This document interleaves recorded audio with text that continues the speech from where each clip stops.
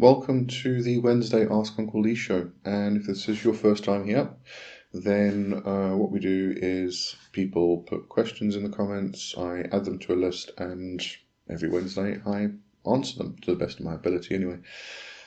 So as always, if you do have questions or you want a different perspective on anything, then just add that to the comments below any of the Ask Uncle Lee videos. I will pick it up. And yeah, let's get on with the show. Join me over on Patreon, where you will find all of my books, services, and courses in the shop, blog posts, and the various tiers which you can explore. You can get magical training in the Temple of the Horned Serpent First Degree, and joining as a free member gets you started with that, or explore the Magical Journal and the Egregore Project. Hope to see you there. Okay, so first question is this one. Let me just go over here. It's from Technomancia. Hi Uncle Lee, how would one go about creating your own system of magic practice? Okay, so this is going to require a lot of study, obviously, and practice, and also syncretism. What you're going to find is, obviously, you're first going to need to actually experience as much as you can, because it's only with the experience you actually know whether you should or not should include something or not include something.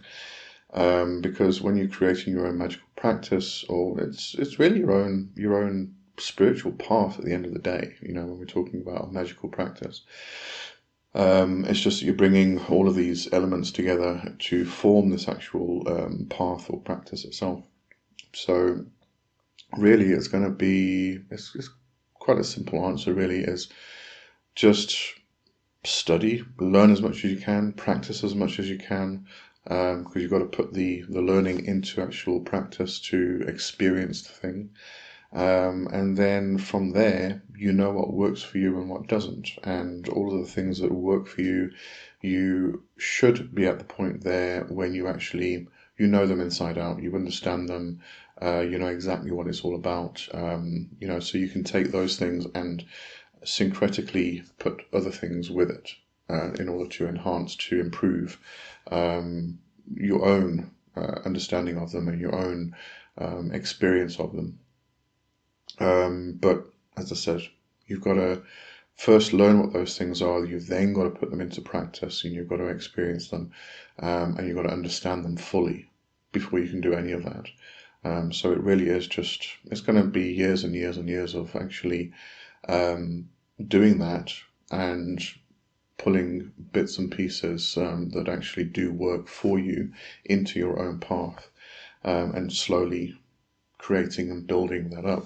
You know, it's not something that's going to happen overnight, or even in probably 10 years. Oh, 10 years time, you're probably going to have a good lead on what you actually have, what your path is actually becoming and forming. But even then, I mean, even after years and years, you're still changing, you're still growing, you're still questioning, you are still altering everything. You're changing your worldview. You keep breaking it down, building it up again. You are, you know, challenging yourself and seeking out people to challenge you with your own beliefs to see how many holes you can punch in it. If you can punch holes in it, then you need to change it. You need to alter it. You need to grow it. You need to either discard it or just build onto it, strengthen it somehow. But this keeps happening over and over again. It's not something you just kind of do and that's it. It's fixed for the rest of your life. It shouldn't be anyway, let's put it that way. So, you know, you're going to keep growing. So your magical practice, your system of magical practice, your own spiritual path is never, ever going to stop growing and stop changing. It's going to keep doing that all the time. But you're going to get to a point where you have particular things in your toolbox that you can always go to and you can always rely on, you know, in that particular thing. Sure. I hope that answers your question. It doesn't, just elaborate a bit more on it. Maybe I've misunderstood something. All right, so I'm going to go on to the next one, which is from LK. Let me just go over here so I can read it properly. LK, GL3RJ is the handle. Hi Uncle Lee, hello. Question: I often call darker entities such as Lilith and Belial within a specific spirit room in my house. I never banish the energies because I want the heavy demonic presence to reside within that room. However, the problem is that the dark, heavy presence tends to permeate through the entire house. Random people have mentioned this. It can feel overwhelming. This has led me to regularly using sage to banish the energies from everywhere except the spirit room. Is there any way to trap the energies within the single room, and will the spirits be somehow offended as if they are somehow being rejected? What would you do in this situation? I must say, first of all, I wouldn't do this myself, but I can advise you on what to do. So, first of all, speak to them. Sit down with them, and you can do this individually or as a group. Sit down with them, explain to them what's going on or what you need to happen. You need to just contain their energies within a temple room, and just get their feedback. And, because you're worried about offending them. If you're worried about offending them, ask them directly. I can't answer for them. I'm not them. So sit down with them, speak to them, and get their feedback. If they are happy with that, then go ahead. And they will probably be able to advise you on that. But my advice or my suggestion would be to create a box or a sphere. And this is done usually in ceremonial magic by casting a circle. You contain what you want in that space, within that space, and you leave everything else outside. So you can do the other way around. You create a container for the energy and the spirits within that temple room, and you keep it within that space, and you don't allow it to pass beyond that into the rest of your house or wherever. So you kind of you contain them, put them in a box type of thing. But as I said, just make sure they are okay with that, because you don't want to offend them. You don't want to do something which would trap them and which may annoy them, because that kind of reverts back to the whole ceremonial magic Solomonic grimoire workings, where you are trapping, binding, and threatening. So I know you're not doing that, but just that containing could be considered a type of trapping. So ask them. Really, that's what it's going to boil down to. Yeah, I think these questions are quite simple today. I'm going to have a quick one. Easy to get through anyway. Let's see about the next one. Okay, and this one is from John Francis 6940. I'm slowly finding out that when I have questions about how to do things, the answers are usually right there the next morning. So far, that's a handy thing. My girlfriend made me a rosary for Leviathan. I made my altar plate for Leviathan that floats. That's nice.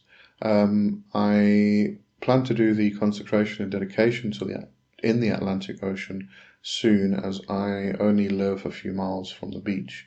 My bigger question is, once that item is dedicated to that item, once that item is dedicated, is that item to be put away, or can it remain out in the open? I see the rosary as a piece of art more than a physical working tool, and would prefer to see it daily as a set with the tentacled and seashelled floating altar plate. The candles made and dressed for the consecration dedication on a small altar dedicated to Leviathan. I'm just not sure that's allowed.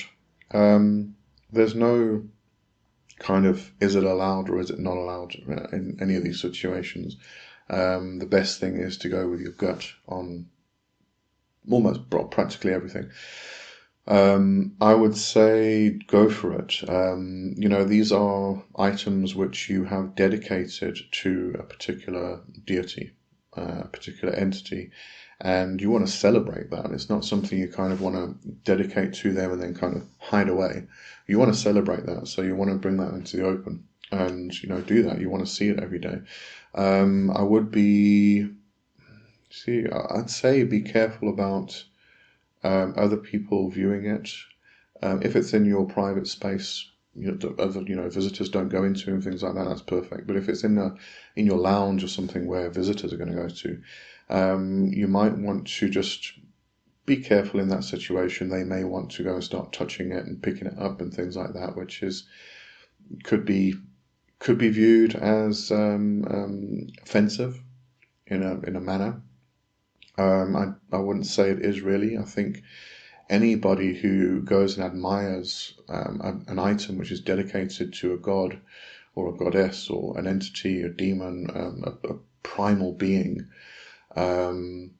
is probably going to add more energy because they're admiring it. If they obviously come along and they start picking it up and rubbing their fingers all over it and going, this is ugly, this is horrible, and throwing it around and stuff like that's going to be a completely different situation. But if they're actually admiring it, they are giving that admiration to that dedicated item, which adds to its dedication, its energy, its power, its everything. Kind of try and figure out all possible situations it could be in, if it's depending on where it's actually being displayed. As I said, if it's in your private space in like a temple room that no visitors will go into, that's just between you and the spirit. So that's absolutely, leave it out. It's like, this is exactly the same as if you were creating an altar, an altar with statues and things on. You quite often are wanting to actually celebrate that to not just yourself but to everybody. If you have a look at Hindu temples, for instance, they have like tables, an entire wall full of statues and offerings, flowers and all such things all over the thing, and it's a public display. It's not something that you want to kind of hide away from the public, because you want people to see it and admire it, and that admiration adds to its energy and its power. So display it as much as you can.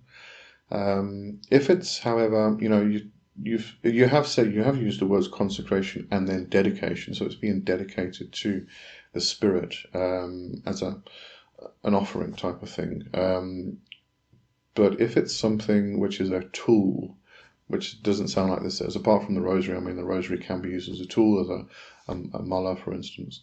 But if it's a tool which you are adding a particular energy to, I'm thinking of something like a scrying mirror or a talisman or an amulet, something you are specifically energizing in a particular fashion.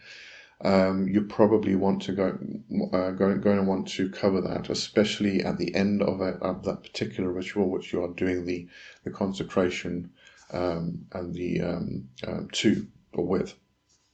You're going to want to cover it, because if you are within your ritual construct, if you are doing a banishing afterwards to release all energies, you're going to want to cover it, hide it, so that it doesn't, all of that work you just did just don't get pushed away, type of thing.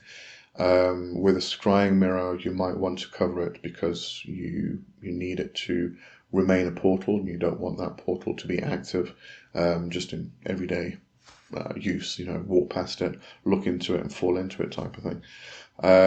So there are particular items you probably do want to cover and put away, but in this case this is a dedication to a spirit, and you're going to want to celebrate that.